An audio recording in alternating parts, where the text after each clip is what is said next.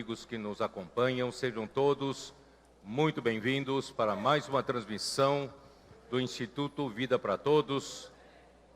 Hoje nós estamos no auditório da Igreja em Brasília, em meio a uma conferência aqui em Brasília, com número recorde de mais de 1.400 pessoas.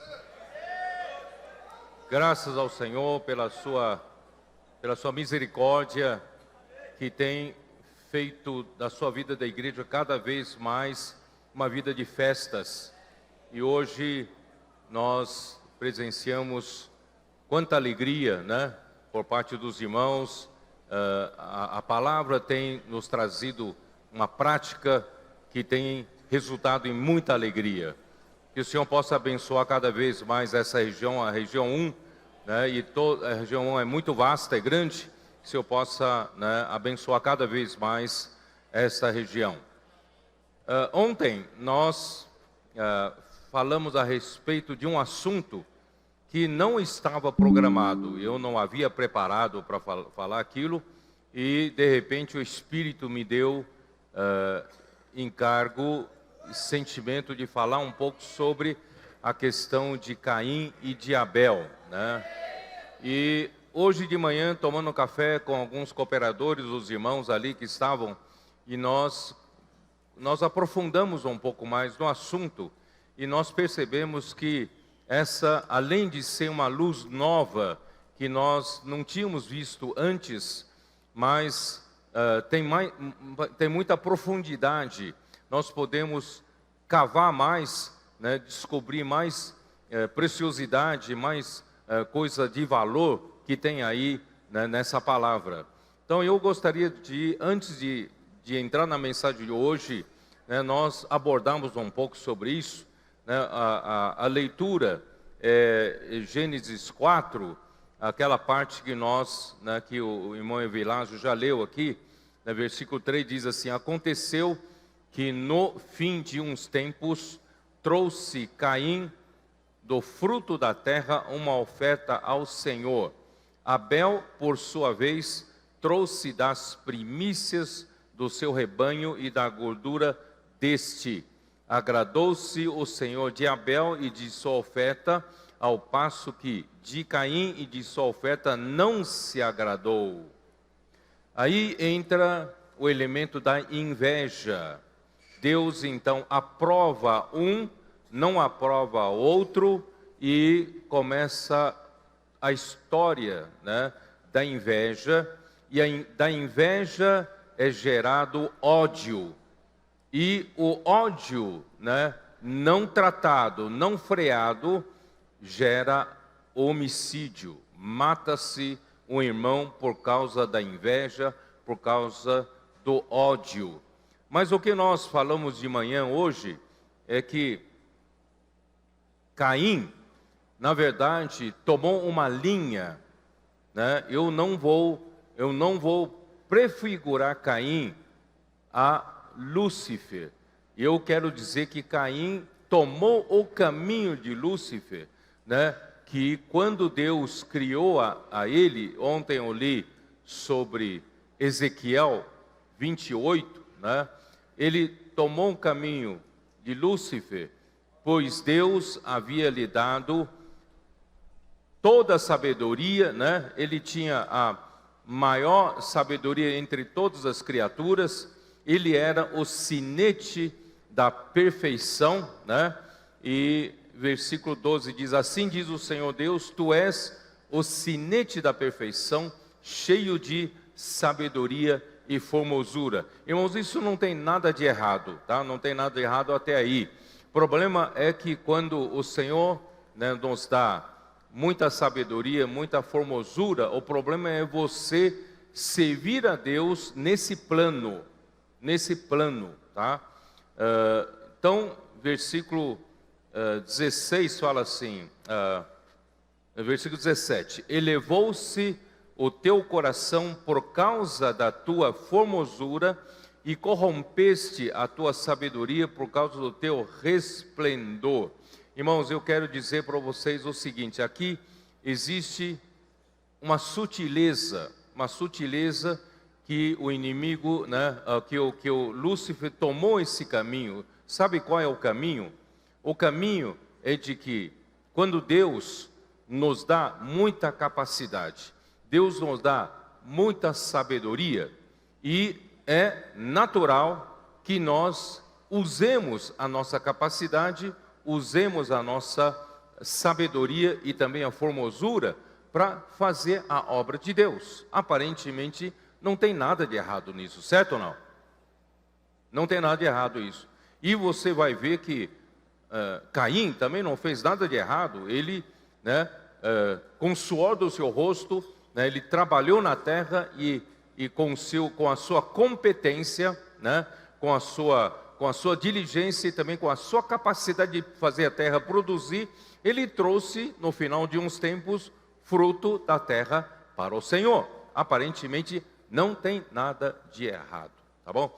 Mas aí, se você entrar na profundidade dessa palavra, com a luz dos escritos de João, que João quer nos levar lá para o céu, para enxergar as coisas do outro plano, aí eu quero mostrar para vocês, irmãos, Deus, Ele é ou não é o Deus Todo-Poderoso?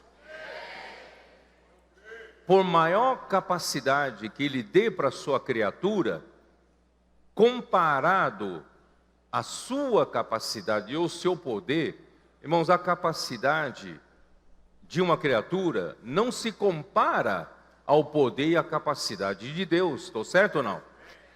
Então você acha que Deus está preocupado em criar um ser capaz e que esse ser capaz use, né, da sua capacidade, sem a capacidade de Deus, para fazer a obra para Deus? Quer dizer, então Deus estaria subutilizando, né? Subutilizando o que Ele pode usar, porque Ele tem um potencial muito maior. Portanto, irmãos, quando Deus cria uma criatura, né, Deus quer que essa criatura dependa do seu poder, dependa dEle para fazer a obra de Deus. Esse é um princípio que poucos percebem. Então, mesmo no meio, né, mesmo no meio dos cristãos, no meio dos grupos cristãos, no meio da igreja, né, ainda nós caímos nessa armadilha.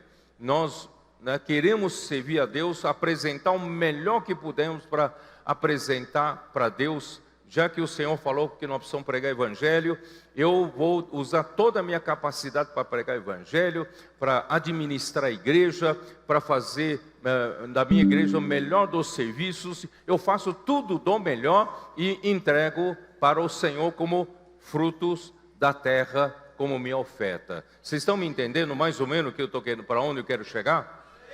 Né? Então, irmãos, Deus não tem a intenção de exigir que de você mesmo, da sua própria capacidade, produzir uma coisa maravilhosa ao nível humano para Deus. Estou certo ou não? Por isso precisamos olhar do ponto de vista do céu, né? Certa vez eu já disse para os irmãos que, principalmente na conferência de jovens, usar matemática, né?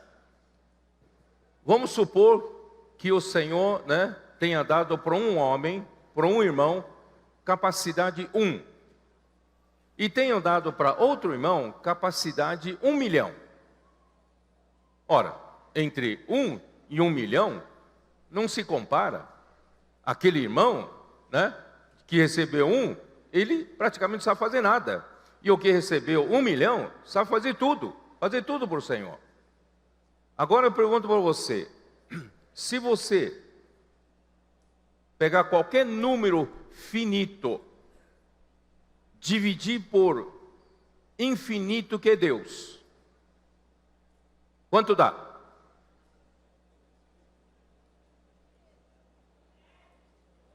Zero. Se você pegar o número 1 da capacidade daquele irmão, divide por infinito, dá 0. Se você dividir aquela grande capacidade daquele outro irmão que tem 1 milhão, divide por infinito, também dá 0. Comparado a Deus, a maior capacidade da criatura é 0. Então, por que Deus vai depender dessa capacidade que é quase 0 perto dele, para fazer a obra dele? Vocês me entenderam ou não? Deus quer que a sua criatura reconheça que depende totalmente de Deus para fazer a obra de Deus.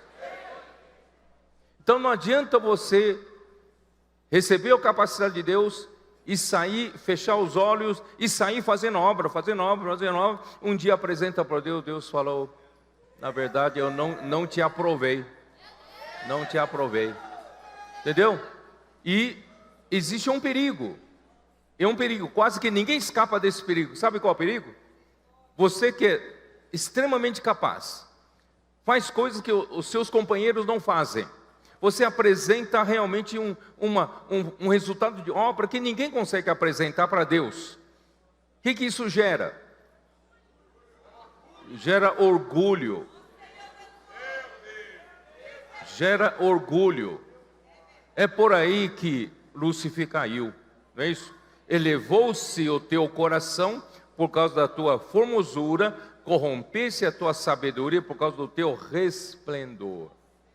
Aí Deus teve que fazer uma coisa: lancei-te por terra, diante dos 6 te pus para que te contemplem pela multiplicação das tuas iniquidades, pela injustiça do teu comércio. Lá em Isaías 14 fica mais evidente ainda, quando você se acha muito capaz, apresenta muito fruto do seu trabalho, você, o que acontece? Aí né, em Isaías 14 ele fala: como caíste do céu, ó estrela da manhã, filho da alma, né? Versículo 13, tu dizias no teu coração: eu subirei, eu quero mais, eu quero galgar mais, já que eu sou capaz, eu quero ser o segundo, né? Que Deus, né? Que eu subirei ao céu acima das estrelas de Deus, exaltarei o meu trono e no monte da congregação me assentarei, nas extremidades do norte subirei acima das mais altas nuvens, eu serei semelhante ao Altíssimo. Contudo serás precipitado para o reino dos mortos, no mais profundo do abismo. Então, na história de Caim e Abel, irmãos, isso que eu disse para os irmãos, que o Senhor nos deu uma luz nova, uma luz maravilhosa, para a gente enxergar, irmãos, o caminho de Caim, porque pela lógica humana, ninguém entende o que Deus fez. Todos se sentem injustiçados por Caim, é ou não é? Caim não fez nada de errado. Ele produziu, fez a terra produzir e deu o melhor do fruto da terra para o Senhor. Não fez nada de errado, mas Deus não aprovou a ele. Tinha um irmão em São Paulo que ficou bravo com Deus. Quando leu esse trecho aqui, ficou indignado. Deus não podia fazer isso com Caim, né? Por isso, irmão, precisamos ser levados para a esfera celestial, para poder enxergar. Então Caim tomou esse caminho de: tá bom, já que Deus me deu tanta capacidade, vou trabalhar, fazer o melhor para Deus. Não, só que eu faço tão bem, que eu me orgulho. O orgulho entra no meu coração. E qual é o caminho de Jesus? Abel tomou um caminho de Jesus. Qual é o caminho de Jesus? Ele só se rebaixou. Não é isso? Filipenses 2 fala como? Tendes em vós o mesmo sentimento que houve em Cristo Jesus. Ele, sendo Deus, não usurpou o ser igual a Deus. Antes a si mesmo se esvaziou, tomando a forma de um servo, né? E se humilhou e veio a tomar uma figura humana para poder, irmãos, para ser obediente como homem e até a morte e morte de cruz. Certo? E Jesus, não sei se eu vou abrir para vocês, mas assim, E João, principalmente João, irmão, João nos ajuda muito para levar a gente lá para outra esfera. Né? Em João 5, por exemplo, João 5, versículo 19, ele fala assim: essa é a linha que Abel tomou, a linha de Jesus. Qual é a linha? Versículo 19. Então lhes falou Jesus: em verdade vos digo, que o filho nada pode fazer de si mesmo. Ora, você vai empregar alguém como seu funcionário, alguém que diz: eu não sei fazer nada? O filho nada pode fazer de si mesmo. Só que ele nada pode fazer de si, mas senão somente aquilo que vi fazer o Pai. Porque tudo o que este fizer, o filho também semelhantemente o faz. Aí então não é mais a capacidade do homem quem faz, é a capacidade de Deus, o Pai, quem faz. Não é isso? Aí no versículo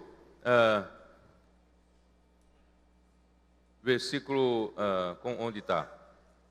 Vamos já, versículo 30. Eu nada posso fazer de mim mesmo. Então como eu faço? Da forma porque ouço, julgo.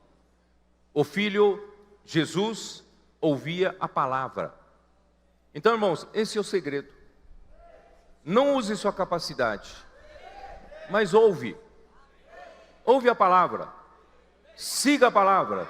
Seja simples em receber a palavra e seja obediente em fazer a palavra. A palavra vai te dar capacidade de fazer a obra de Deus.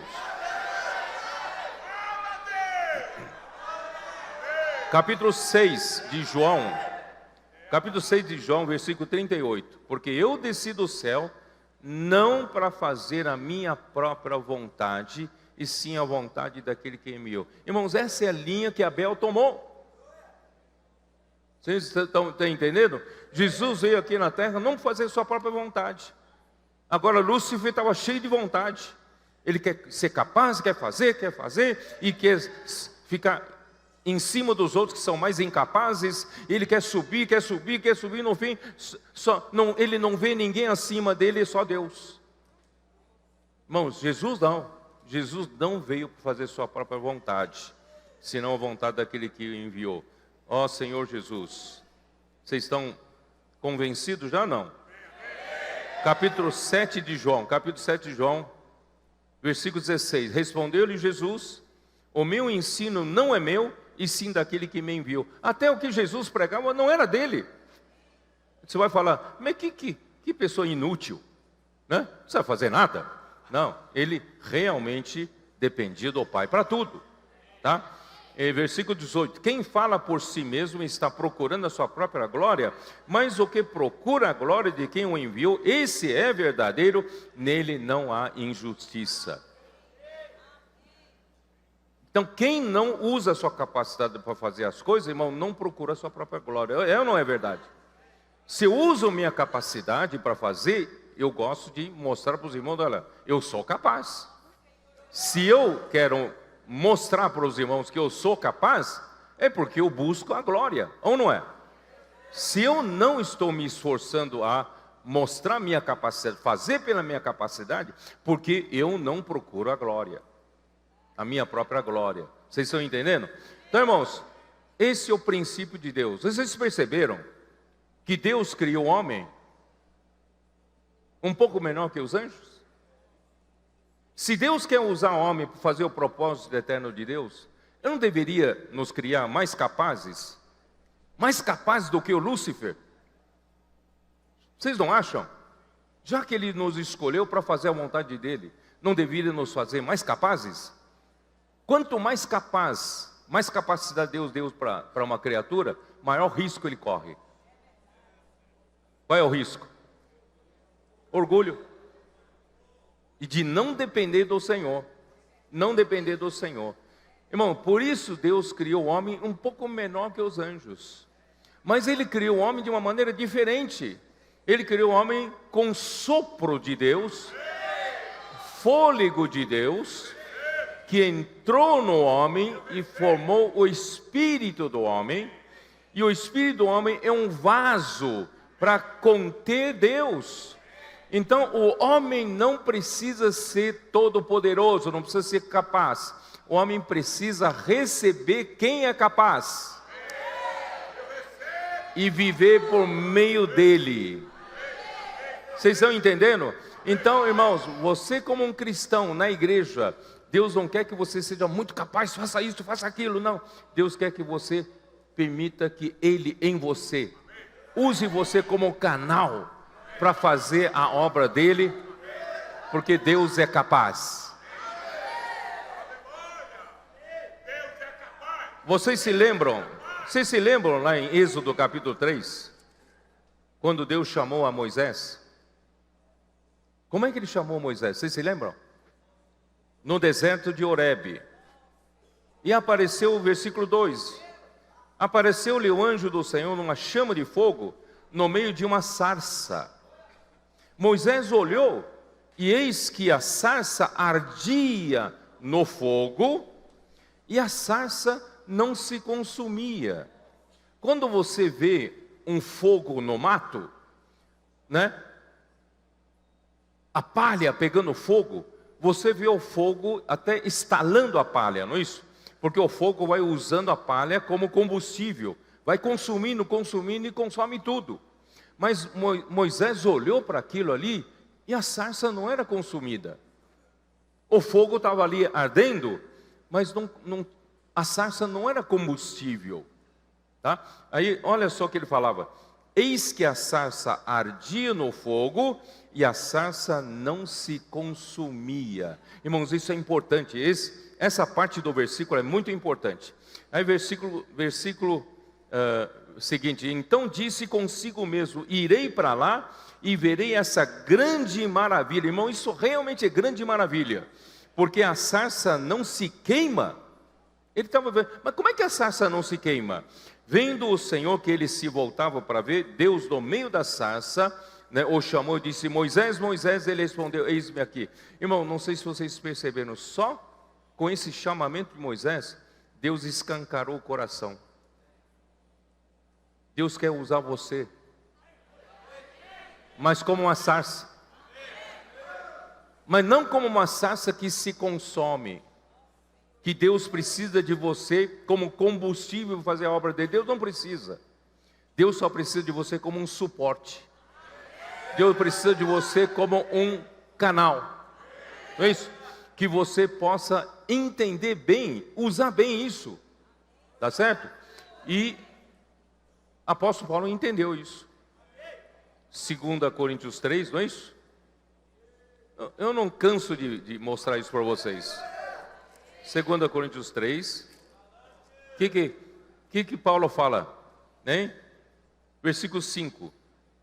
Não que por nós mesmos sejamos capazes de pensar alguma coisa. Irmão, não é a sarça que Deus usa como combustível, né? Nós não somos capazes nem de pensar alguma coisa, como se partisse de nós. Irmãos, nada, a obra de Deus não parte de nós. Pelo contrário, a nossa suficiência vem de Deus. Vocês entenderam? Esse é o princípio de Deus usar você. Agora, quando você se acha capaz, né? Aí o orgulho entra no seu coração, irmão, você já tomou um caminho errado e cuidado, se arrepende logo, porque depois de um certo tempo, eu ainda vou falar um pouco daqui a pouco. Peraí. Aí, olha só o capítulo 4 de 2 Coríntios, versículo 7. Temos, porém, este tesouro em vasos de barro, para que a excelência do poder seja de Deus e não de nós. Irmão, não é o seu poder, não é a sua capacidade que vai ajudar Deus a fazer a sua obra. Deus só quer que você seja um canal. Aí, tudo que você fizer, irmão, na verdade é Deus quem faz. Deus fez em você. Aí Deus aprova você e a sua oferta. Deus se agrada. Quando Deus se agrada, Deus sorri para você. E você tem alegria. Não sei se vocês perceberam que os nossos adolescentes, na sua na sua ingenuidade, na sua inocência, na sua simplicidade. Eles creem na palavra, fazem imersão, eles fazem a transcrição fielmente, eles dormem com Deus, acordam com Deus, estão o dia todo imerso na palavra de Deus, e Deus tem usado a eles, irmãos, para fazer coisas que os adultos não conseguem fazer. Milagres estão acontecendo através deles. Quando você olha para esses milagres, primeiro milagre é a transformação na vida deles. Segundo milagre, irmão, muitas coisas estão acontecendo, irmãos, que você só pode dizer, não, isso é obra de Deus, só Deus pode fazer. Aí quando você vê a confirmação da obra deles, que é a obra do Espírito, feito por eles, um milagre, uma situação sobrenatural, sabe o que você tem que estar percebendo? Você tem que ver que eles e a oferta deles estão sendo agradáveis ao Senhor, então estão sendo aceitos por Deus. Então você, como olhando de lado, você tem que olhar, por que a oferta dele, por que eles foram aceitos por Deus e a oferta dele foi aceita por Deus? Pela simplicidade, pela dependência, não é isso? Deus pôde fazer pela palavra, né? Então vamos tomar esse mesmo caminho. Se você quer que o seu, né, você seja aceito por Deus, sua oferta seja aceita por Deus, né, vamos tomar esse caminho, né? Nós também podemos ser aceitos por Deus. Ó Senhor Jesus. Tem uma coisa que eu queria falar, mas agora não me lembro. Eu falei que ia falar. Senhor Jesus. Mas de qualquer forma, eu acho que o principal eu consegui apresentar para vocês, né? Então a história entre Caim e Abel não era meramente aquela história superficial. Deus, irmãos, Deus não age pela lógica humana. Pela lógica humana, ninguém entende a história de Caim e Abel. Ninguém entende. Mas, irmãos, graças a Deus, pela visão celestial, nós passamos a entender, tá? Por isso, irmãos, os escritos de João são fabulosos, nos levam para outra esfera, porque se a gente, né, se você falar, puxa, né, eu fiz tanta coisa para o Senhor, né, eu realizei tanta obra para o Senhor, já pensou em Mateus 7, chegando naquele dia no tribunal de Cristo, o Senhor falou, na verdade, eu nunca te conheci. Olha que drástico, né? Que situação mais cruel. Eu vivi a vida inteira, o Senhor falou, eu nunca te conheci, eu não te aprovei, tudo que você fez. Irmãos, é justamente por isso, tá bom? Então vamos aproveitar agora, irmãos, ser simples como nossos adolescentes. Vamos crer na palavra profética. Hoje, irmãos, o poder de Deus está na palavra. E se você quer permitir que o poder seja de Deus na sua vida, irmão, seja simples, né? E use a palavra do Senhor. E a palavra do Senhor vai fazer a obra de Deus. E você vai ser aceito diante do Senhor. Então vamos avançar, porque senão o meu tempo vai acabar de novo, né? Vamos lá. Nós chegamos na segunda parte do Evangelho de João, capítulo 3, tá? Versículo 22. Vamos lá. Depois disto,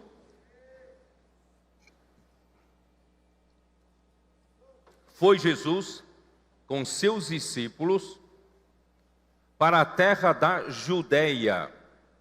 Ali permaneceu com eles e batizava. Não sei que conceito você tem sobre a Judeia e a Galileia.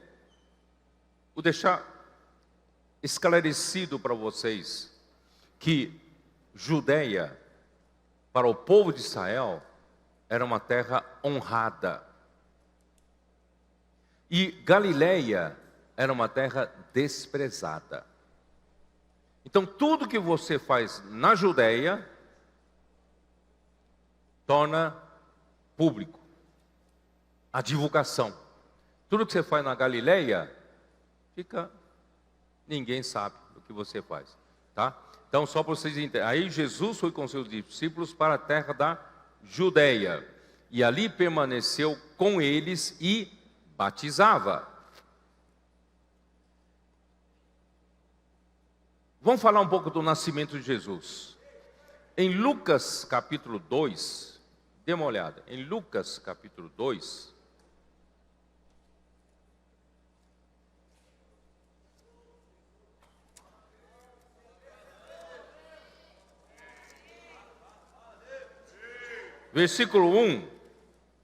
versículo 1, naqueles dias foi publicado um decreto de César Augusto, convocando toda a população do império para recensear-se. O primeiro recenseamento, foi feito quando Quirino era governador da Síria. Todos iam alistar-se, cada um à sua própria cidade. O que quer dizer isso? Deus, no seu arranjo divino, Ele que fez isso. Ele fez com que o imperador Augusto César Augusto, decretasse o primeiro recenseamento, fizesse todos voltarem para sua terra natal e fazer o recenseamento. Isso obrigou José, claro, que depois, que Jesus nasceu, desposou a Maria, e estavam morando em Nazaré da Galileia. E ele voltou de Nazaré para Belém, e a Belém era a cidade de Davi, porque Jesus era da família de Davi, José era da família de Davi, Maria também era, tá? Então vamos continuar lendo aqui. Então, por causa desse alistamento e recenseamento, José levou a Maria para Belém. Vamos lá, vamos continuar a leitura, versículo 4 de Lucas 2. José também subiu da Galileia, da cidade de Nazaré, para a Judeia, a cidade de Davi, chamada Belém, por ser ele da casa e família de Davi, a fim de alistar-se com Maria, sua esposa, que estava grávida. Estando eles ali, aconteceu completarem-se-lhe os dias, quer dizer, chegou o dia do nascimento de Jesus. E ela deu à luz o seu filho primogênito, enfaixou-o e o deitou numa manjedoura, porque não havia lugar para eles na hospedaria. Deus, seu arranjo soberano, fez com que José voltasse com a Maria e Jesus nascesse justamente naquela data, nasceu em Belém, porque a Belém era a casa de Davi, ele era da casa do rei Davi, tá? Então isso vai mostrar Jesus como rei, rei dos judeus, ele é o rei, nasceu como rei. E então ele nasceu em uma cidade da Judeia, da honrada Judeia, tá? Mas ele cresceu na Galileia, na cidade de Nazaré, porque depois do recenseamento, José e Maria voltaram para Nazaré, e ele cresceu em Nazaré, por isso Jesus era chamado de o Nazareno, ele cresceu em Nazaré, na humilde Nazaré, na desprezada Nazaré, que todos falam, de Nazaré pode sair alguma coisa boa, Então, aí vamos voltar um pouco para João Batista, porque nós vamos falar sobre João Batista. Em Mateus capítulo 3, versículos 1 a 3, diz assim: naqueles dias apareceu João Batista pregando no deserto da Judeia e dizia, Judeia, se lembra agora essa região nobre, Judeia. Só que ele pregava no deserto, não nas cidades.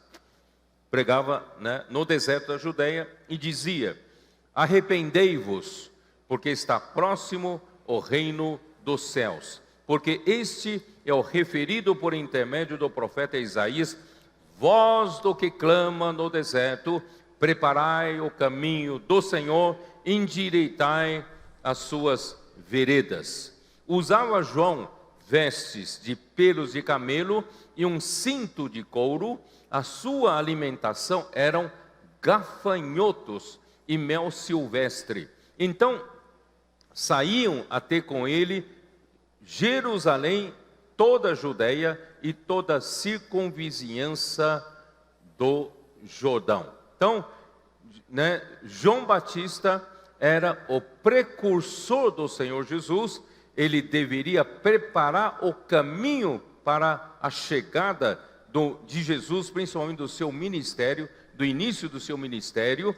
Então, irmãos, João Batista era filho de um sacerdote. Nome de seu pai era Zacarias, tá? Ele deveria, tá aí, vamos lá, Lucas 1:5. Ele era um sacerdote. Ele deveria servir ao Senhor no templo como um sacerdote, com vestimentas sacerdotais, e a alimentação dele seria do alimento sacerdotal, que vinha das ofertas do povo. Então, Lucas 1, versículo 5. Nos dias de Herodes, rei da Judeia, houve um sacerdote chamado Zacarias, do turno de Abias. Sua mulher era das filhas de Arão e se chamava Isabel. Versículo 13. Disse-lhe, porém, o anjo: Zacarias, não temas, porque a tua oração foi ouvida. E Isabel, tua mulher, te dará à luz um filho, a quem darás o nome de João. Então, irmãos, João Batista era filho de um sacerdote, deveria servir no templo com vestimentas sacerdotais e devia comer comida sacerdotal, não é isso? Mas ele fez totalmente o contrário. Ele foi para o deserto e vestia-se de pelos de camelo. Não sei se vocês sabem que camelo era um animal imundo, segundo a descrição de Levítico capítulo 11. Era um animal imundo, e ele se vestia de pelos de um animal imundo, tá? E ele comia o quê? Não os finos manjares sacerdotais, mas ele comia de gafanhotos e se alimentava de mel silvestre. Irmãos, isso é que era alguém, irmão, a sua aparência estava totalmente distante, longe dos preceitos religiosos. Ele pregava no deserto, um lugar não civilizado. Isso indica, tá?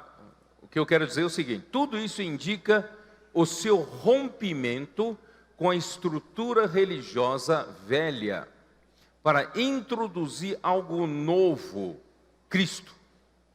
Então, a sua função era, de um lado, mostrar claramente que a velha estrutura da religião não iria introduzir Cristo. Então, e o povo precisava estar pronto para receber uma nova dispensação. Então, ele precisava romper com o velho, e rompendo com o velho, irmão, no bom estilo, no estilo mais selvagem, Então, assim foi João Batista. Irmãos, o mesmo ocorre hoje. No final dos tempos, o Senhor está acelerando o ritmo da igreja. Por isso, irmão, se você estava acostumado ao ritmo anterior, no momento convencional e tradicional da igreja, irmãos, é bom perceber que o Senhor está acelerando os passos, porque Ele deseja encerrar esta era.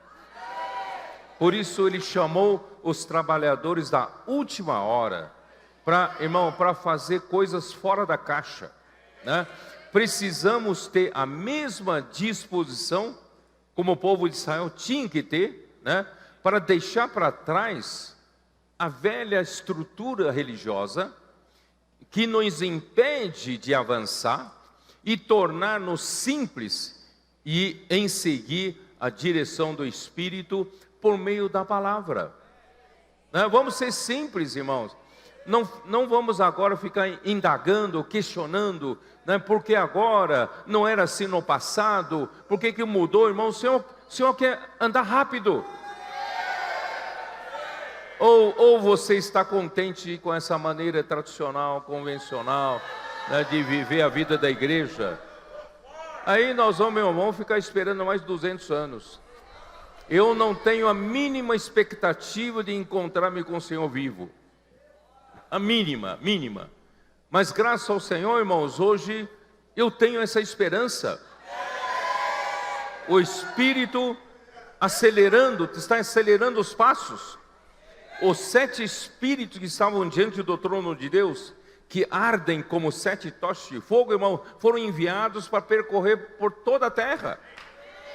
Ou você acha que é por acaso que está acontecendo isso com os nossos adolescentes, com nossos jovens, com as nossas crianças? Não é isso? Irmão, não é por acaso. O Espírito Santo está o quê? Espalhando, percorrendo toda a terra, como 7 tochas de fogo, colocando fogo para arder aqui na terra. Por isso, irmão, não vamos ficar no que é antigo. Os principais sacerdotes, os fariseus, ficaram na estrutura antiga e acabaram se opondo contra Jesus. Se você fica na estrutura religiosa velha, o perigo não é só você ficar, o perigo é você se opor ao que o Senhor está fazendo de novo. Aí você vira um opositor à própria obra de Deus. Agora vamos lá para João, vamos dar sequência a João 3.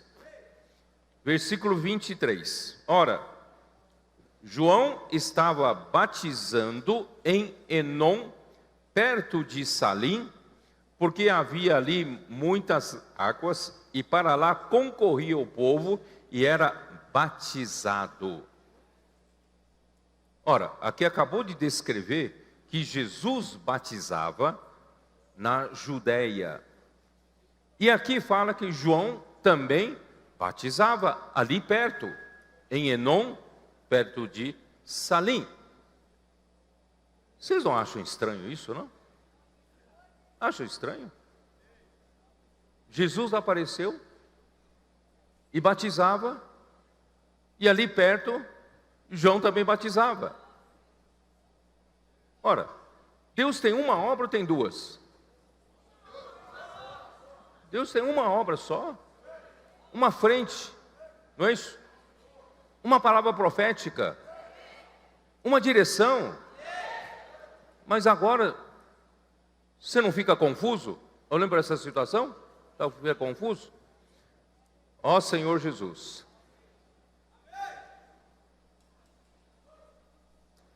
Lucas 1, 76.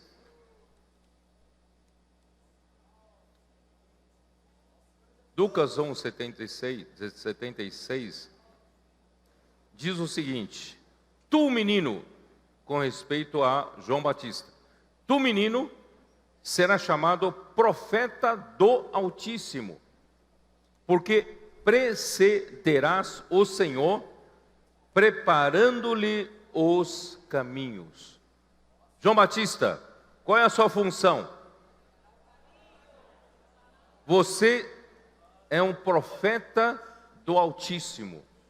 O que está vindo é o Altíssimo. Você é profeta dele.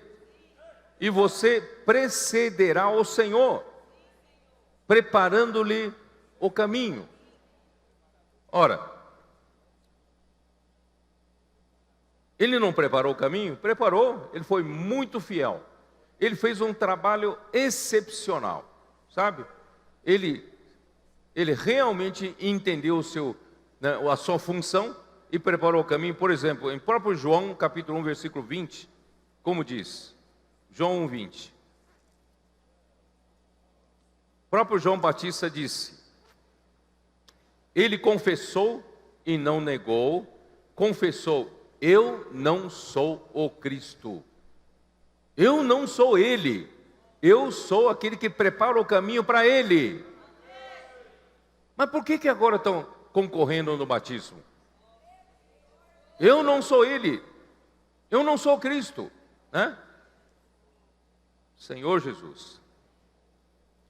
Versículo 23. Então ele respondeu: eu sou a voz do que clama no deserto, endireitai o caminho do Senhor, como disse o profeta Isaías. Ó Senhor Jesus. Irmãos, ele não foi aquele, ele não testificou no versículo 29, João 1 ainda. No dia seguinte viu João a Jesus que vinha para ele e disse: eis o Cordeiro de Deus que tira o pecado do mundo. Ele, eu vim para apresentar ele. É este a favor de quem eu disse: após mim vem um varão que tem a primazia, porque já existia antes de mim. Eu mesmo não o conhecia, mas a fim de que ele fosse manifestado a Israel, vim, por isso, batizando com água. Eu estou aqui para precedê-lo, para apresentá-lo para Israel. Na verdade, eu não o conheço, tá? Irmãos, ainda o versículo 27 é importante. Diz assim: o qual vem após mim, do qual não sou digno de desatar-lhe as correias das sandálias. Porque esse versículo é importante, você vai ver depois. Aí então ele batizava ali no Jordão, e no meio da multidão, né, porque Deus já tinha falado com ele, que aquele que quando você batizar, o Espírito descer como uma pomba sobre ele, esse é o Jesus. Então vinha uma fila para ser batizado por ele. Aí quando ele batizou Jesus, porque ninguém disse esse é o Jesus, não, ele não sabia, ele não conhecia quem era Jesus. Mas quando ele batizou Jesus, o que aconteceu? Versículo 32, e João testemunhou dizendo: vi o Espírito descer do céu como pomba e pousar sobre ele, e eu não o conhecia. Aquele, porém, que me enviou a batizar com água, me disse: aquele sobre quem vires descer e pousar o Espírito, esse é o que batiza com o Espírito Santo. Pois eu, de fato, vi e tenho testificado que ele é o Filho de Deus. É ele. Tudo que eu estou fazendo é para ele. Preparei o caminho para ele. Até batizar, eu batizei. Vocês entenderam? Ele cumpriu a sua função. Cumpriu ou não cumpriu a sua função?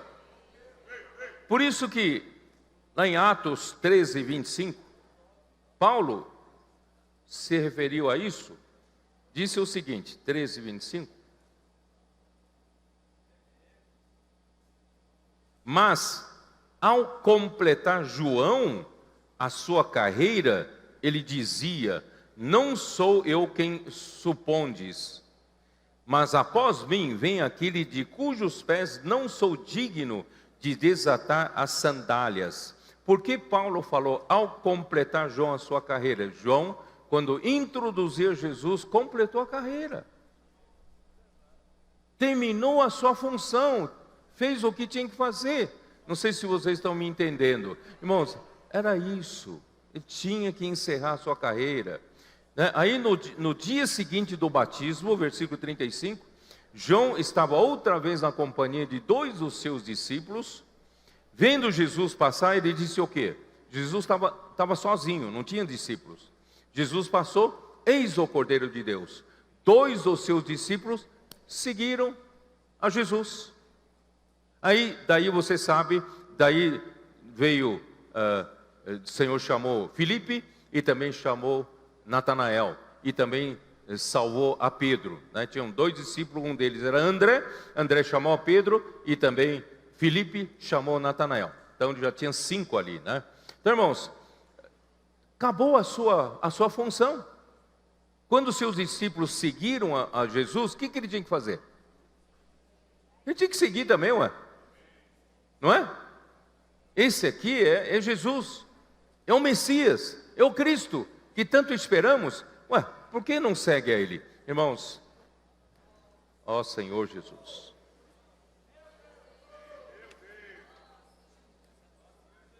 Irmão, no entanto, aqui vemos que ele não somente não soube parar quando terminou a sua carreira, mas ainda criou uma concorrência a Jesus, dando continuidade à sua obra. Irmãos, infelizmente,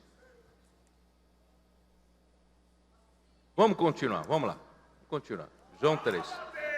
João 3, versículo 24, o apóstolo João, ele inseriu esse versículo aqui, pois João ainda não tinha sido encarcerado.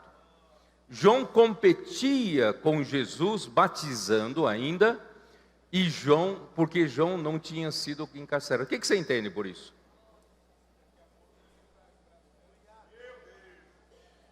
A grande parte dos estudiosos da Bíblia, eles têm medo de falar de João Batista. Quase que ninguém comenta nada negativo. Mas está evidente, não está evidente aqui? Está muito evidente essa concorrência. Quando você deve sair de cena, não sai de cena, você atrapalha, né? Então, aí, em outras palavras, se você continuar atrapalhando, vai ser encarcerado. Tá?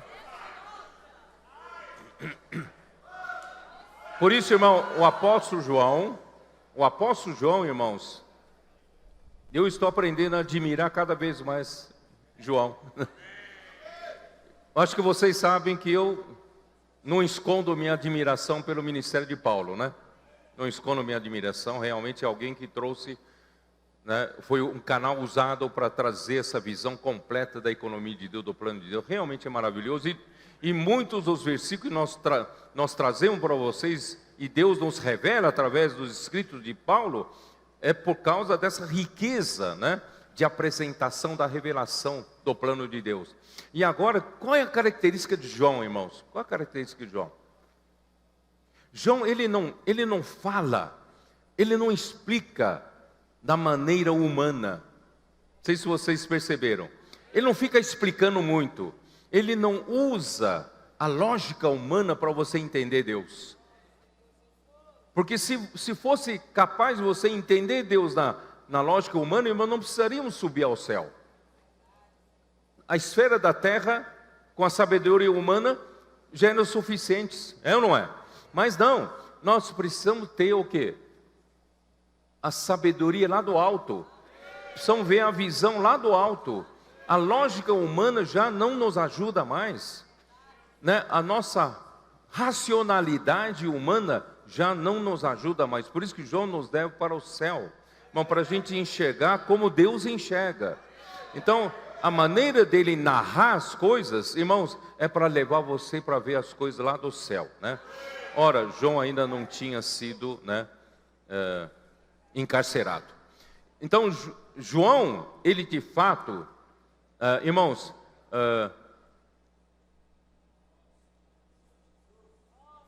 eu vou fazer o seguinte para vocês, irmãos.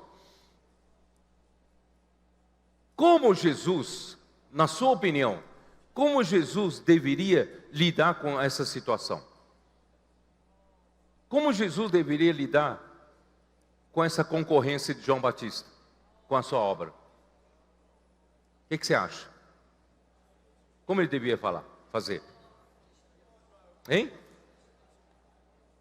Irmãos, era muito difícil para Jesus, era ou não era?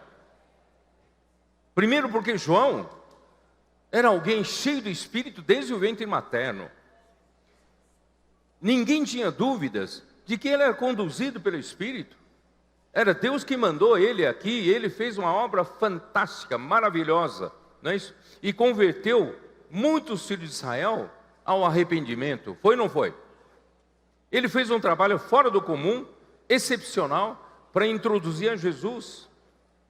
Então, através desse trabalho que ele fez, ele era muito bem conceituado, ou não era? muito bem conceituado entre o povo de Israel e gozava de muito respeito entre eles. Gozava ou não gozava? Então, irmãos, por causa de ter sido usado pelo Senhor, e o Senhor honrava o seu servo, e o povo de Israel tinha grande respeito por ele, né? Irmãos, isso é uma coisa boa para exercer a função dele, mas por outro lado, isso pode também atrapalhar. Pode também atrapalhar, né? Por isso, irmãos, qualquer um de nós, mesmo tendo sido muito usado pelo Senhor no passado, corre o risco de se apegar à popularidade, se apegar a autoconceito, né? Do autoconceito conquistado e ter um grupo de seguidores e perder a simplicidade e seguir o Espírito em novas situações. Concordam comigo ou não? Irmãos, por isso que nós temos que tratar com o nosso coração. Quando o Senhor nos usa, Ele nos dá honra.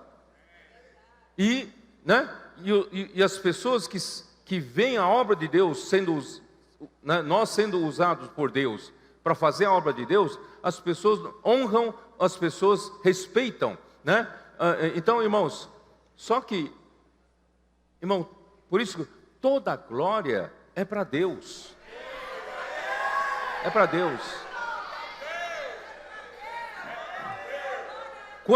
Quando muda a dispensação, quando muda a maneira do Senhor trabalhar, você foi útil até agora, não é? Você foi útil até agora. Só que o Senhor está mudando. O Senhor está usando agora de outra maneira, agora no final dos tempos, irmão, o Senhor acelerando os passos. Você foi usado pelo Senhor no passado, foi usado. Todos te admiram. Você tem autoconceito, você tem um grupo que te admira, não é isso? Mas cuidado com isso. Esse apego pode te fazer muito mal. Esse apego à popularidade, esse apego, irmãos, aos grupos de seguidores, os que te apoiam. Irmão, agora não tem que... João Batista deveria dizer, agora não tem que me apoiar mais, não. Agora vamos apoiar Jesus, Jesus chegou. Vamos seguir a Jesus, não é? O Espírito está nos conduzindo a essa nova maneira. Vamos apoiar. Vamos seguir essa nova maneira. Não é isso? É isso que o João está querendo mostrar hoje, tá? Era muito difícil para Jesus lidar com essa situação. Você já pensou se Jesus falasse, olha, João Batista não está com nada, não. Não segue a ele. Já pensou se Jesus falasse isso? Irmãos, ele seria taxado de ingrato, não é isso? E deselegante com alguém que deu a vida para introduzi-lo. Olha a dificuldade do Senhor. O que o Senhor podia fazer, irmãos? O que o Senhor podia fazer? Irmão, o mesmo ocorre hoje, quando o Senhor muda a dispensação, não é isso? Alguns foram usados no passado, né? Não conseguiram mudar dessa virada. Irmãos, aí em vez, não só não apoia, começa a fazer contra. Irmãos, aí o que você pode fazer? Ele tem conceito no meio do povo de Deus. As pessoas, pelo que ele fez no passado, o Senhor respeita. O que você pode fazer? Eu não posso fazer nada. Por isso Jesus não fez nada. Irmãos, deixa na mão de Deus. Não mexa os pauzinhos com a mão humana. Deus sabe resolver a situação. Então, João Batista não somente não encerrou o seu trabalho, ainda manteve o seu grupo de discípulos em concorrência com o trabalho de Jesus e de seus discípulos. Os discípulos de João chegaram a questionar por que os discípulos de Jesus não jejuavam como eles e os fariseus? Isso em Mateus 9. Dê uma olhada ali. Mateus 9, versículo 14. Quer dizer, não só não segue um caminho da vida, acaba se juntando à velha religião. Mateus 9, 14. Vieram, pois, os discípulos de João e lhe perguntaram: por que jejuamos nós e os fariseus, muitas vezes, e os teus discípulos não jejuam? Respondeu-lhe Jesus: podem acaso estar tristes os convidados para o casamento, enquanto o noivo está com eles? Dias virão, contudo, em que lhes será tirado o noivo, e nesses dias hão de jejuar, né? Nem se põe vinho novo em odres velhos, do contrário, rompem-se os odres, derrama-se o vinho e os odres se perdem, mas põe-se vinho novo em odres novos e ambos se conservam. Então, irmão, nós temos que nos renovar para essa nova fase, né, que o Espírito está nos introduzindo. Irmãos, vamos ter um coração, né, simples para seguir e ter um odre novo. Você sabe que o vinho novo, ele tem muito poder de fermentação. Quem entende de vinho sabe, né? Muito poder de fermentação. Enquanto ele é novo, ele precisa passar um tempo ali, né, brigando ali com o seu poder de fermentação. Por isso que ele tem que ser colocado em odre novo. Se ele coloca um odre velho que já está fraco, explode o odre, não consegue conter. Irmãos, o vinho novo refere-se ao que o Espírito está fazendo hoje. Não contenha o vinho novo com a estrutura antiga, mas com odre novo, né? Então tem esse poder de fermentação, grito de guerra, imersão. Não, o odre velho estoura.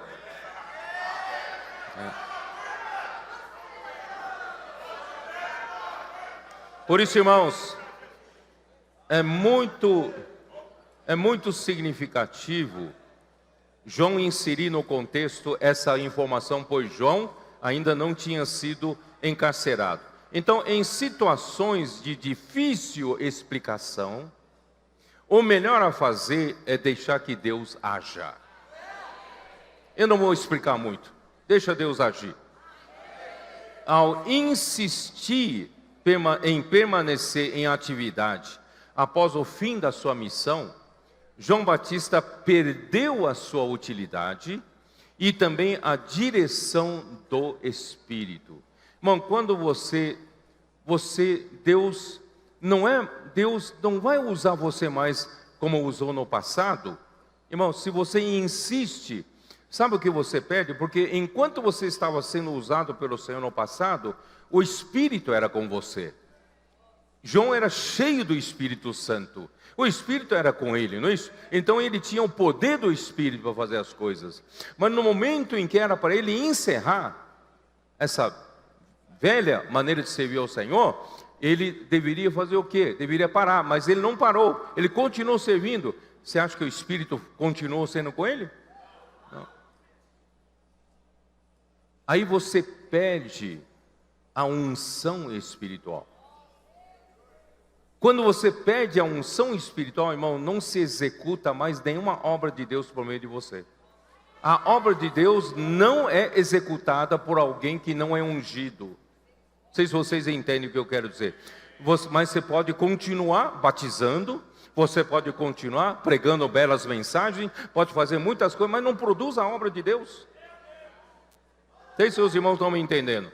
Então, irmãos, e aí que acontece, quando você não tem a direção, não tem mais a unção, não produz a obra de Deus, não produz vida nos irmãos, tá? O que acontece? Você começa a se intrometer na vida dos irmãos. O que eu quero dizer com isso? Eu vou ajudar, você está com um conflito aqui, eu vou ajudar você a resolver o conflito. Você está com um conflito ali, eu sou o resolvedor de conflito. E houve um conflito com Herodes. Herodes tinha um conflito. Sabe o que aconteceu com Herodes? em Mateus 14. Herodes tomou a mulher do seu irmão. Oh, meu Deus do céu, que coisa, né? Feia. Herodes, ele é o rei, tomou a mulher do seu irmão, que era Filipe. Seu irmão era Filipe. Tomou a mulher do seu irmão, Herodias, para ser sua mulher. Aí João Batista foi repreender ele. Rapaz, o que você fez é errado. Você não pode fazer isso, isso é imoral. Mas, irmãos, Deus lhe deu essa missão de cuidar da moral de Herodes? Não deu essa missão. Quando você não tem unção mais, não tem direção de Deus, você fica se intrometendo nessas coisas. Aí que ele perdeu a vida. Aí que ele foi encarcerado, não é isso? Ó, irmãos, aqui fala, né, capítulo 14 de Mateus, versículo 3. Porque Herodes havia prendido e atado a João, o metera no cárcere por causa de Herodias, mulher de Filipe, seu irmão. Pois João lhe dizia, não te é lícito possuí-la. João advertia ele, né? Irmãos, está tudo certo. Dentro do conceito moral, conceito da Bíblia, conceito cristão, não é certo mesmo, não é certo. Mas Deus não te deu essa função. Já pensou você ficar, né, advertindo todos os chefes do governo, né, os reis, né, tudo que eles fizerem de errado, de imoral? Irmão, Deus não nos deu essa missão. A nossa missão é pregar o evangelho, né? Levar a obra de Deus adiante, né? Então, e querendo matá-lo, temia o povo porque o tinham como profeta. Ora, tendo chegado o dia natalício de Herodes, a data de nascimento, aí comemoraram em grande estilo a festa do aniversário de Herodes, né? Dançou a filha de Herodias diante de todos e agradou a Herodes, pelo que prometeu com juramento dar-lhe o que lhe pedisse. Então ela, instigada por sua mãe, disse, dá-me aqui num prato a cabeça de João Batista. Entristeceu-se o rei, mas por causa do juramento e dos que estavam com ele à mesa, determinou que lhe desse, e deu ordens, e decapitou a João no cárcere. Foi trazido a cabeça num prato e dada à jovem, que a levou à sua mãe. Então vieram os seus discípulos, levaram o corpo e o sepultaram. Depois foram e anunciaram a Jesus. Irmãos, não precisava terminar assim, né? Não precisava terminar assim. Ó Senhor Jesus.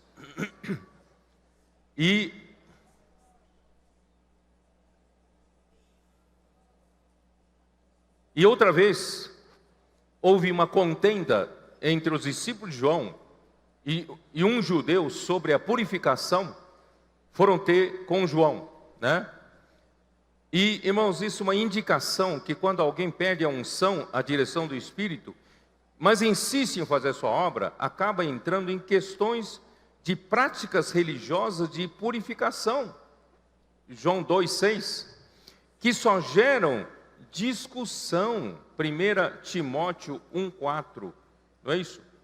Paulo já não alertava, quando você não lida mais com a palavra profética, você tem uma tendência de lidar com questões insensatas, né? 1 Timóteo 1,4, não é isso? Nem se ocupam com fábulas, genealogias sem fim, que antes promovem discussões do que a obra de Deus na fé. Ora, o intuito da presente admoestação visa ao amor que procede de coração puro e de consciência boa e de fé sem hipocrisia, desviando algumas pessoas dessas coisas, perderam-se em loquacidade frívola. O que é loquacidade frívola? Irmão, conversação vã, palavras jogadas fora, muitas palavras bonitas, palavras espirituais, palavras de aconselhamento, parece tudo bonito, mas irmão, não produz nada. é conversa vã, conversa vazia, pretendendo passar por mestre da lei, não compreendendo todavia nem o que dizem, nem os assuntos sobre os quais fazem ousadas afirmações, na verdade nem entendem do que estão falando, né? Então, irmãos, não vamos entrar nessa, né? Aí disseram ao Senhor Jesus, disseram a João: aquele que estava contigo além do Jordão, do qual tens dado testemunho, está batizando, e todos descem ao encontro. João, então, isso é, vamos voltar lá para João, né? João 3, o Senhor Jesus, versículo 25, eu já falei: ora, entre os discípulos de João e um judeu, suscitou-se uma contenda a respeito da purificação, e foram ter com João, e lhe disseram: mestre, aquele que estava contigo além do Jordão, do qual tens dado testemunho, ele está batizando, viu? E todos lhe saem ao encontro, todos vão atrás dele. Contaram por João, né? Irmãos, e João respondeu. A resposta de João foi uma resposta bem polida, né? Respondeu João: o homem não pode receber coisa alguma se do céu não lhe for dada. Em outras palavras, irmão, o homem só consegue fazer a obra de Deus se do céu lhe é dado. Quando aquilo que ele faz não é mais a missão que Deus lhe deu, o céu também não lhe dá mais. Irmãos, não sei se os irmãos estão entendendo. Por isso, irmãos, ele começa a arrumar coisa para fazer. Não tem mais coisa para fazer, era para seguir Jesus, certo? Então, irmãos, por isso que, Senhor Jesus, João deu testemunho de que Jesus era o Cristo, Filho de Deus, o Cordeiro de Deus, e ele mesmo não era Cristo. Eu li tudo isso para vocês. Ele sim era o seu precursor. A informação que chegou até ele: Jesus estava batizando e todos saem ao encontro. Irmão, deveria fazer João refletir sobre o que ele estava fazendo. Não seria a hora de parar e cooperar com a obra de Jesus? Por que ele estava batizando e agora muitos saem ao encontro de Jesus para ser batizado? Alguma coisa está errada. Uma coisa está errada. Então, aí João Batista dá testemunho, né? Vós mesmos sois testemunho de que eu vos disse: eu não sou Cristo, mas fui enviado como seu precursor. Muito bem, é isso mesmo. O que tem a noiva é o noivo. O amigo do noivo que está presente e o ouve muito se regozija por causa da voz do noivo, pois esta alegria já se cumpriu em mim. Irmãos, ele fez a sua parte de amigo do noivo. Ele se alegrou com o amigo do noivo. Ora, agora quem é o dono da festa é o noivo. Sai de cena. É ou não é? E você não precisa continuar sendo amigo do noivo, você pode ser a noiva. Eu vou explicar daqui a pouquinho, tá? Então, irmãos, convém que ele cresça e que eu diminua. Muito bonito, mas não era essa a realidade, né? Então, vou continuar aqui. Irmãos, crescer, convém que ele cresça. Crescer aqui em grego é auxano, indicando esse crescimento é um aumento, é uma ampliação, é uma expansão, né? Indicando, irmãos, que a noiva é simplesmente uma expansão de Cristo, do noivo. A igreja não é uma coisa estranha a Cristo. A igreja é uma expansão de Cristo. A igreja é um aumento de Cristo. Vocês estão me entendendo? Então, irmãos, por isso que Deus deseja encher a igreja do próprio Cristo. Os membros que formam o corpo de Cristo vieram, irmãos, de outrora estávamos em delitos, em pecados, e agora fomos trazidos para sermos membros do corpo de Cristo. Então Deus precisa fazer um processo de limpeza, de purificação através da lavagem de água pela palavra. Ele precisa limpar, irmão, todas as toxinas do velho homem. da velha natureza, do pecado e do mundo que há em nós. E infundir novos elementos, irmãos, através da graça, para nos encher de Cristo como a realidade.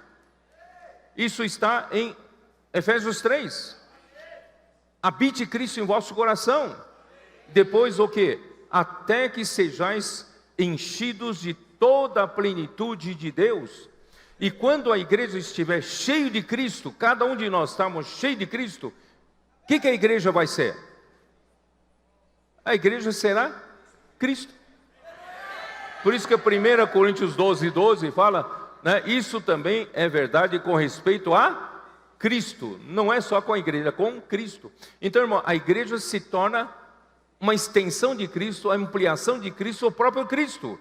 Irmãos, é isso que Deus está fazendo, tá? Então, João Batista, você não quer fazer parte também da noiva, não? Né? João, capítulo 12, 24, veja como João nos ajuda, sabe? João 12, 24, o que ele diz? Em verdade vos digo, se o grão de trigo caindo na terra não morrer, fica ele só. Mas, se morrer, produz muito fruto. Irmão, nós somos simplesmente o fruto daquele grão de trigo que morreu.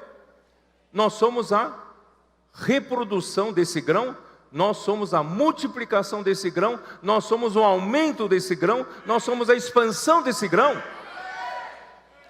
Está certo?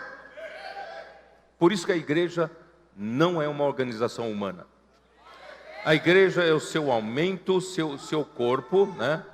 Irmãos, para essa obra da igreja como corpo de Cristo, o aumento de Cristo, irmão, João não podia fazer mais nada.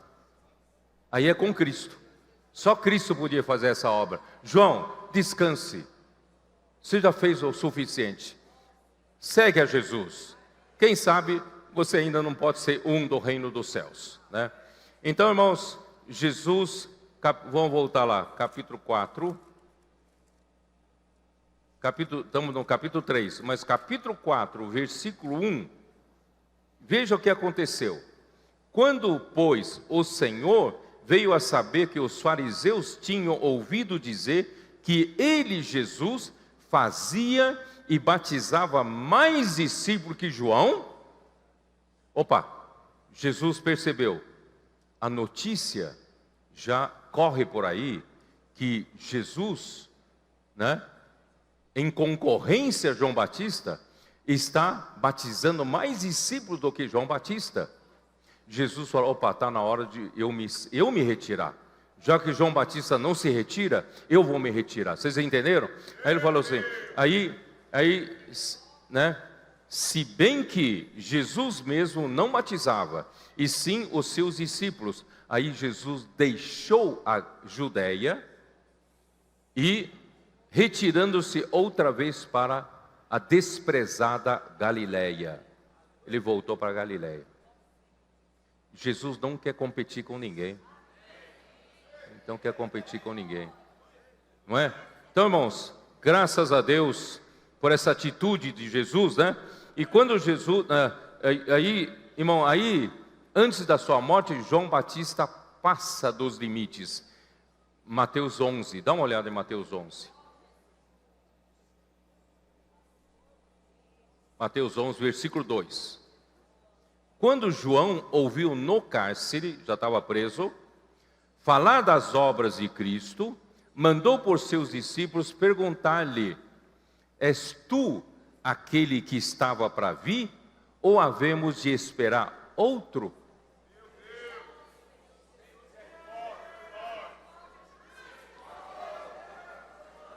Irmãos, tudo começa com o mínimo problema do coração, pelo apego às suas realizações alcançadas.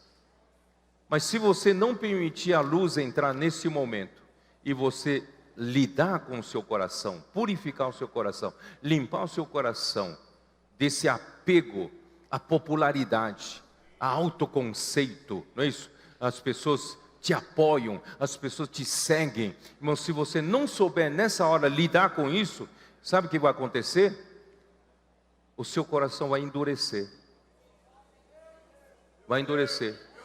Mateus 13, lembra do que Jesus falou em Mateus 13? Ele diz respeito a esses judeus líderes religiosos que não souberam lidar com o seu coração no tempo certo, estão com o coração endurecido.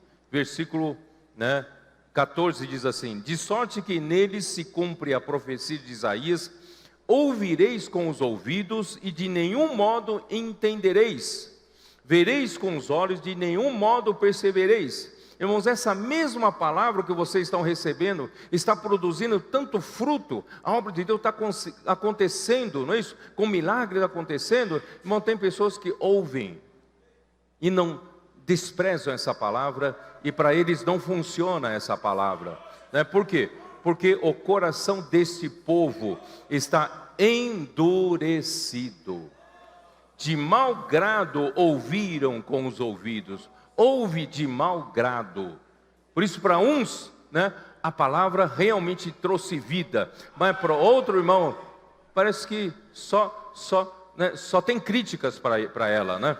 Então, assim, e fecharam os olhos para não suceder que vejam com os olhos, ouçam com os ouvidos, entendam com o coração, se convertam e sejam por mim curados. João Batista não poderia ser curado?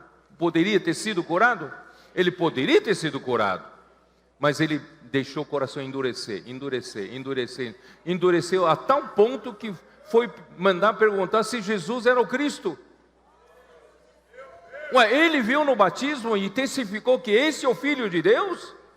Como é que pode duvidar que Jesus era o Cristo? Entendeu?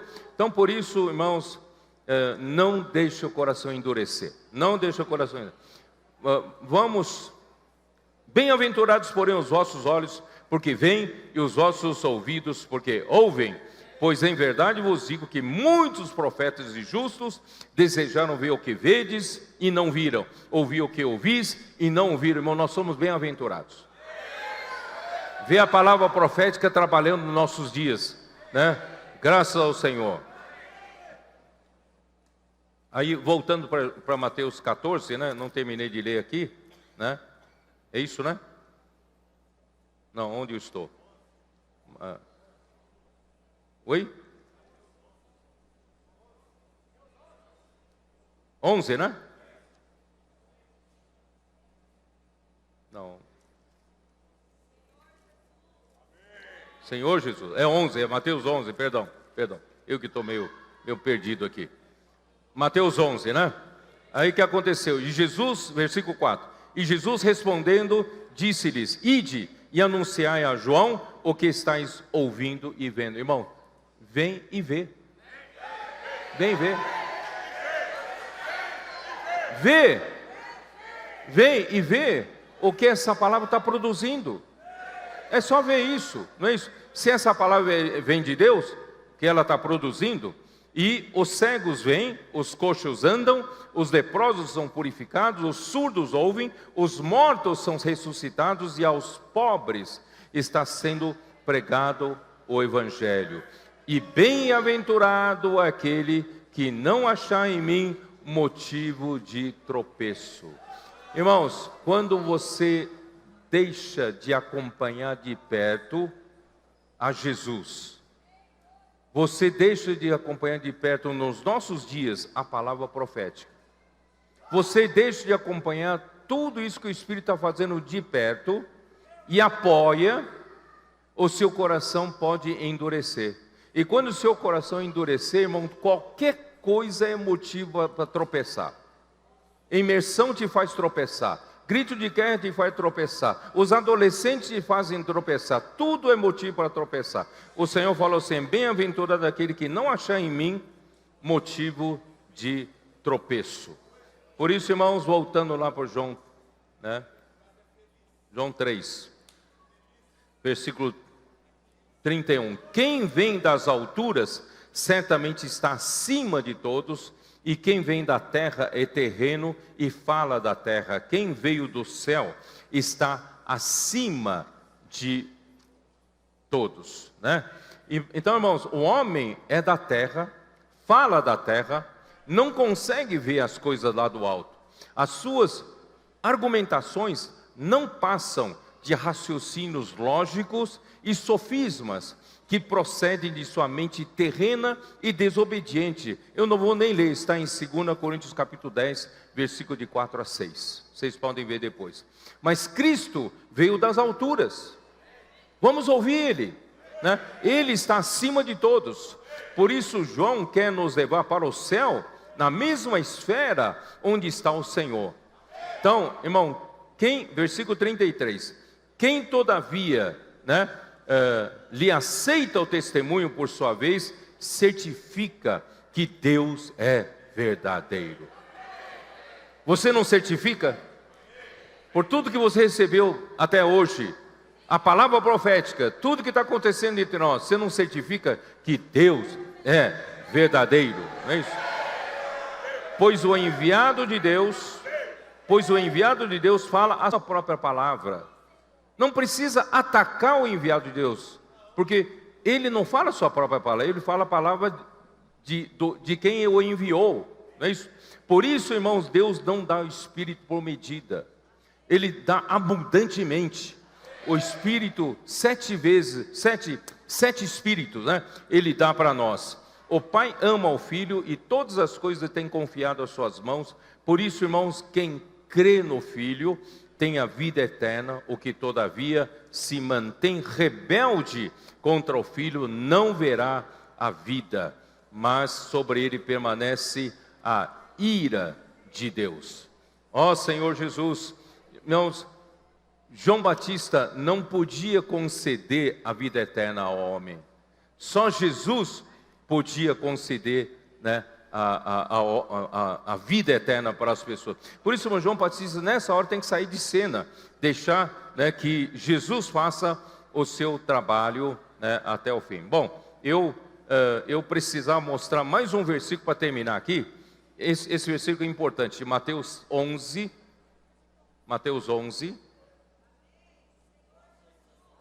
versículo 11, Mateus 11, versículo 11.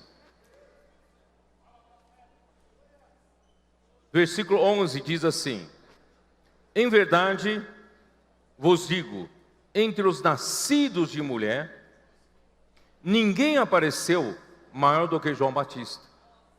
João Batista realmente foi grandemente usado por Deus para introduzir o rei do reino dos céus, uma nova dispensação. Mas o menor no reino dos céus é maior do que ele. O menor do reino dos céus é maior do que João Batista. João Batista poderia se tornar um do reino dos céus. Ele teve toda a oportunidade para ter, era só seguir a Jesus, não é isso? Mas graças a Deus, irmãos, nós hoje somos esses do reino dos céus. Irmãos, que o Senhor tenha, né, iluminado você com essa palavra. Vamos viver uma vida, igreja, irmãos, com simplicidade e pureza do coração. Não, nada faça endurecer nosso coração. O nosso respeito, os irmãos têm respeito por nós, se nós somos úteis ao Senhor. Nós temos autoconceito no meio dos irmãos, porque o Senhor não tem nos usado, não é isso? Sabe, não tenha esse apego, Nós somos apenas, irmãos, servos do Senhor, canais do Senhor. O Senhor nos use como quiser, não é isso? Nós somos, no máximo, uma sarça, né, para conter esse fogo, esse fogo que arde, que vai fazer a obra de Deus, tá bom? Então Deus abençoe vocês, Jesus é o Senhor.